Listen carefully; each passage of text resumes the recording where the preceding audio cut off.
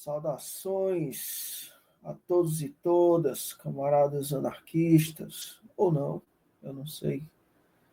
Enfim, são as pessoas que estão vendo o meu canal. Enfim, eu nem estava pensando em fazer esse vídeo agora, hoje, mas dada a data em questão, eu resolvi fazer esse vídeo. Esse vídeo vai falar um pouco sobre Caspar Schmidt. Já ouviu falar de Caspar Schmidt? Muito provavelmente até os anarquistas estão perguntando quem é Caspar Schmidt? Na verdade, o nome dele não é só Caspar Schmidt, é Johann Caspar Schmidt. Ele nasceu de 1806 até 1856. É claro que eu estou falando de Max Stirner, o aniversário do dia. Completaria, acredito que, deixa eu ver, 159 anos, 169 anos, por aí, 169. Cara, eu não sou muito bom com data, meu Deus. Ainda bem que eu, enfim, eu escolhi minha formação acadêmica na área de exatas, né? Escolhi a área de exatas como desenvolvedor. Mas, cara, meu irmão, se tivesse escolhido a área de história, eu tava ferrado, porque eu sou ruim com data. Tipo, meu vídeo falando sobre o anarquismo, jeitos que eu postei ontem. Eu confundo década com século, tá ligado? Enfim, mas uma coisa eu sei. Hoje, 25 de outubro, é aniversário de Max Stirner. E é por isso que eu estou fazendo esse vídeo em homenagem ao pensador anarco-individualista Max Stirner. E como eu posso começar a falar de Max Stirner? Interessante notar que Max Stirner ele é contemporâneo de Proudhon, se você for parar para pensar. Tipo, se você for parar para pensar, ele é anterior a Proudhon quase. Ele é mais velho que Proudhon, em tese, né? Porque ele morreu relativamente novo, né? O cara nasceu em 1806, morreu em 1856, quer dizer, ele viveu 50 anos de idade, né? Enfim. E como falar de Max Stirner? Cara, eu vou ser sincero. Eu não sou o cara mais indicado, o maior especialista sobre Max Stirner. Então, como eu falei, esse vídeo vai ser totalmente do jeito que vier, tá entendendo? Não tem nenhuma pré-definição, nenhum roteiro. É do jeito que saiu, tá entendendo? Se eu falar alguma merda aí, os Max, a galera aí que é adepto do anarco-individualismo, por favor, me corrijam. Mas é isso, eu vou falar de Max Stirner, que, como eu disse, né, é o aniversário do dia. Cara, Max Stirner, ele, como eu disse, ele é tão antigo quanto Proudhon. E a visão dele entre os anarquistas, os anarquistas mais convencionais, pode parecer até uma visão liberal.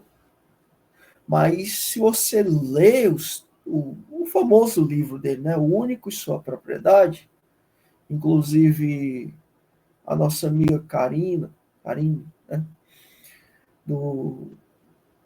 do canal ACO, né,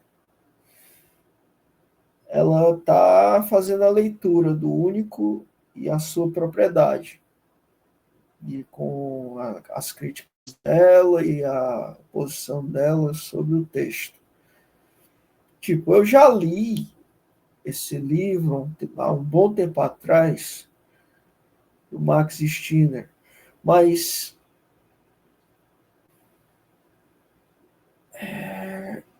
há coisas que você, como anarquista de uma vertente mais clássica, pode até estranhar bastante, porque ele tem uma visão ultra individualista. Isso é fato. Max Stirner tem uma visão ultra individualista. Em outras palavras, se você for generalizar a ideia, o cara só pensa nele mesmo, tá entendendo? Que se foda o resto, se foda a sociedade, se foda o resto, o que importa é o meu bem-estar, é eu. O resto que se exploda. É a ideia a priori que você tem de Max Stirner. Mas se você for estudar mais um pouco sobre o que tem ali por trás daquela visão quase niilista, quase antissocial, o Max Stirner, você vai ver que a coisa não é tão assim como você pensa. Por exemplo, Max Stirner diz uma coisa, e até um anarquista clássico vai concordar. Ele diz o seguinte: a liberdade não pode ser concedida, ela tem que ser conquistada. Ou seja, ele enfatiza muito a questão da luta pela liberdade. Claro, a visão dele é a liberdade do indivíduo. Porque como é que funciona a mente do anarco-individualista? É o seguinte: a sociedade ela é composta de indivíduos, não é verdade? Então, cada indivíduo tem as suas particularidades. E, então, uma sociedade, no fim, é uma conjunção, é uma união de indivíduos. E cada indivíduo tem seus interesses, tem as suas particularidades, tem seus problemas, seus dilemas, seus desafios. Então, Marxista tem uma visão de que você tem que olhar primeiro para si. É aquela ideia que é quase, e está também no texto dele, isso, que ele tem uma coisa meio das religiões orientais, do budismo, do hinduísmo, que é aquela ideia, você tem que olhar primeiro para si, compreender-se a si, libertar-se a si mesmo, para então agir em prol da sociedade ou do meio externo. Né? É aquela coisa, primeiro você cuida de você, da sua parte individualista, e então você está preparado para agir em sociedade. Mas, por exemplo, Max Stirner, quando ele fala da liberdade, da liberdade, da igualdade, eu até falei sobre isso no meu vídeo passado, que eu falo sobre os grandes pensadores e o que o anarquismo defende. E eu foquei muito na ironia que ele faz sobre a igualdade, sobre a liberdade, mas ele fala algo interessante, que ele diz: que liberdade é essa, né? ele diz a liberdade que importa, né? Ele faz aquela coisa da liberdade individual, a minha liberdade, a liberdade do ser, do Eigen, né? Do self, do Eigen self, que é uma terminologia americana, alemã, né? Que ele era alemão, que é do ser, né? Do próprio, do ser, do único, né? Do Eigen, do Eigen, do alto ser, né? Porque Eigen vem de alto ser. Né? E, e, e nisso eu não percebi uma parte que ele fala o seguinte, eu estava tentando mostrar o antagonismo dele em relação ao Bakunin, ao Kropotkin, ao Malatesta, a Emma Goldman, e a toda aquela galera. Inclusive, né, eu falei também do Malatesta, ele também, né, tinha uma visão que até o mais egoísta, ou seja, aquele que só pensa no próprio interesse, conduz à solidariedade, rumo à solidariedade, leva rumo à solidariedade, algo assim. Não é exatamente essas palavras, mas ele fala algo exatamente assim. E eu me repeti várias vezes no vídeo passado. E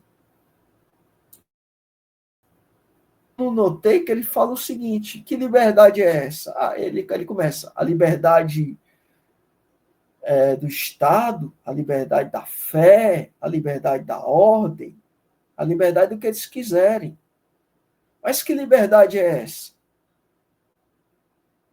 Minha? Ou seja, Max Stirner tinha uma crítica anarquista.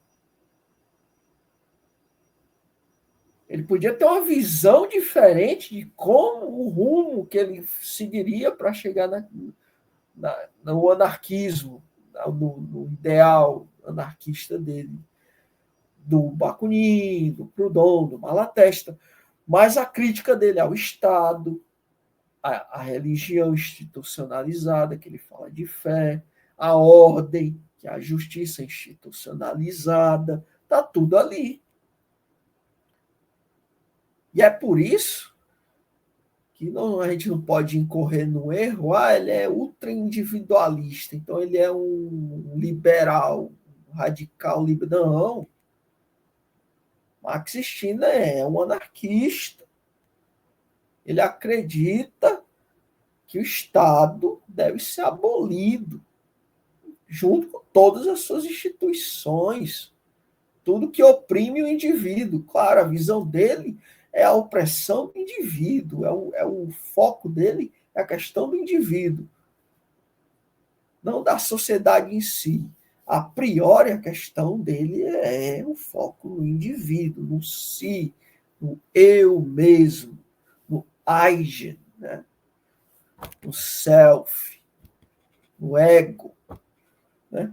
Então, e ele também propõe uma sociedade anarco-individualista, né? Que é a união dos egoístas, né?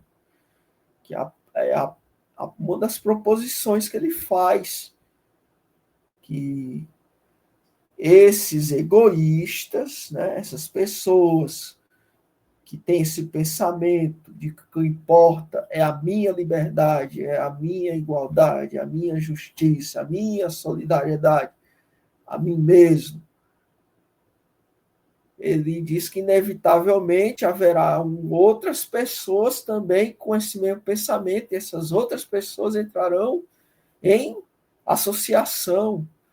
E aí você tem uma espécie de comunidade, de uma associação, né, de uma união, como ele fala nas palavras dele, a união dos egoístas. Mas é interessante notar que Max Stirner, apesar de todo o antagonismo que ele tem, que você pode imaginar a priori entre ele e Bakunin, por exemplo, né? Mas não, tá lá. A mesma crítica visceral que Bakunin faz ao Estado, Max Stirner também faz. A mesma ênfase que Bakunin dá a questão da liberdade, Marx e Stirner também. Claro, a visão dele de liberdade, como eu falei. Mas é um erro você acreditar que, porque Marx Stirner é um individualista, ele é um egoísta, então ele não é um anarquista? Claro que ele é um anarquista. Porque o que é a base do anarquismo? É a crítica ao Estado. Se você acredita que o Estado é inimigo, seja do seu próprio ser, ou da sociedade, como pensam os coletivistas, se é um opressor para você, você é um anarquista. Você é um anarquista. Você rejeita as instituições, você rejeita o Estado, você rejeita a opressão. Então você é um anarquista.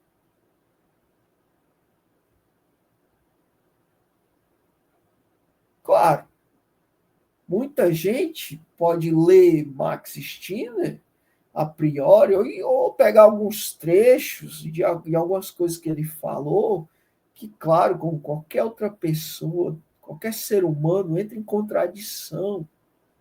A contradição é algo humano. Mas, obviamente, a gente precisa diminuir as contradições o máximo possível. Pelo menos é assim que eu vejo, né? Mas a contradição é inerente do ser humano. O ser humano é contraditório por natureza. Obviamente, tem aqueles que são contraditórios sem saber que estão sendo contraditórios, e tem aqueles que são contraditórios por vontade própria, porque querem ser contraditórios. Ou pior, hipócritas. Se tem uma coisa que me revolta, são os hipócritas. Que eu chamo de hipócritas. É aqueles que dizem-se defensores da moral, dos bons costumes, da família tradicional. E aí você vai ver a vida desse miserável. Ele é sujo quanto o mais imoral da sociedade. É tão cheio de contradições e hipocrisia. Contradição é até relevante, mas hipocrisia, essa coisa da hipocrisia, isso realmente me irrita. Eu não vou dizer até, você já deve entender do que eu estou falando e de que espectro político eu estou falando. Como você vê, até o meu tom de voz aumenta, porque eu tenho um asco, um ódio visceral aos hipócritas reacionários conservadores. Até os marxistas eu consigo compreender. Eu estava há pouco tempo assistindo o vídeo do Marx Carioca. Cara, super gente boa. Estava lá falando da questão daquele que quer ser deputado, né, o Jones Manuel, e estavam lá dizendo que o cara está sendo perseguido pelos fascistas e tal. E, tipo, eu tô vendo que está existindo uma espécie de solidariedade entre a esquerda em si, não só entre os anarquistas, mas os marxistas, e até os lenistas, até os bolcheviques, até quem defende os bolcheviques. Enfim.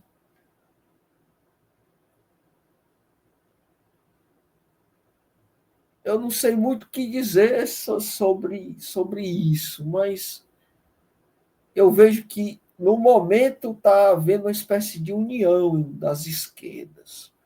Mas eu até brinco, e até coloco, às vezes, comentários, que quando vocês fizerem a revolução, por favor, né, não vão exterminar a gente, né?